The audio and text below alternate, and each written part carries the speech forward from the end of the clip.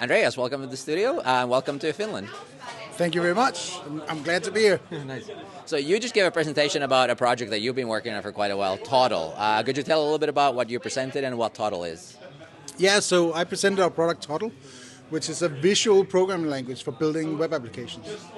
And unlike, I think, a lot of tools that may look similar, Toddle is very much designed for professional product teams. So it's aimed to allow you to build the kind of complex applications that people who come to conferences like this build every day.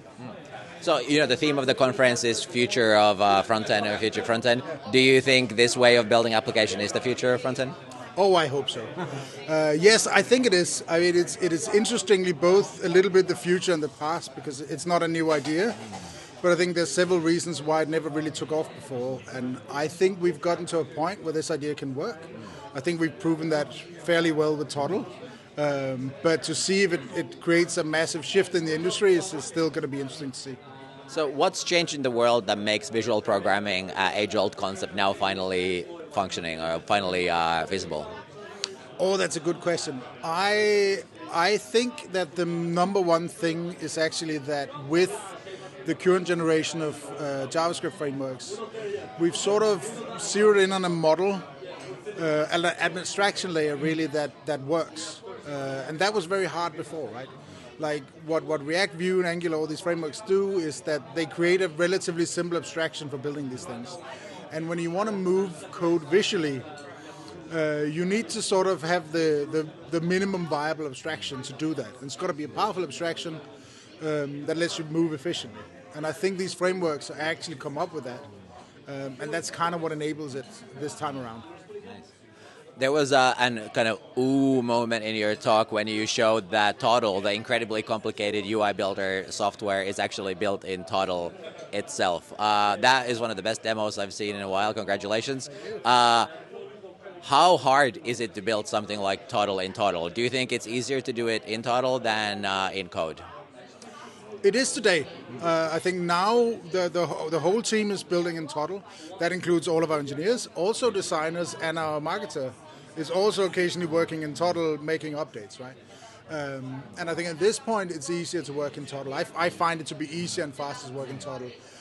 That wasn't always true. I mean, there was a version 1, right? And there's, when you're building a tool in itself, that also means that if you make a mistake, you now broke the tool, you need to fix it.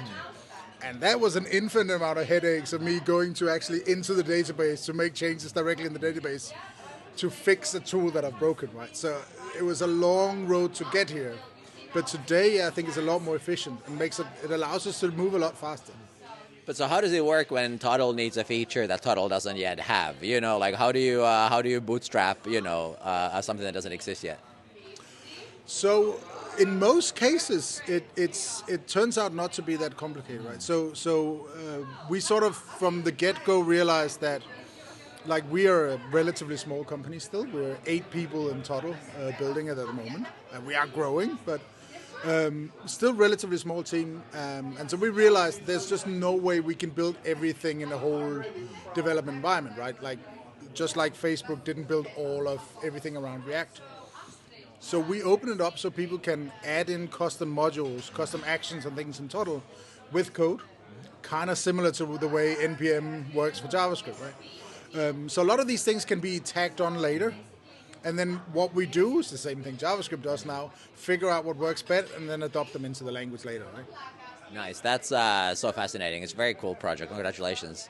So back to the conference, this is now Future Frontend 2024. Hopefully we'll have you back for 2025. But what do you think is going to happen in the industry? What do you hope to see in the industry in the next year? What is the change that we all need to see? Well, I think actually the things I'm most excited about at the moment is the fact that I'm not entirely sure what happened at WW3C, it was called.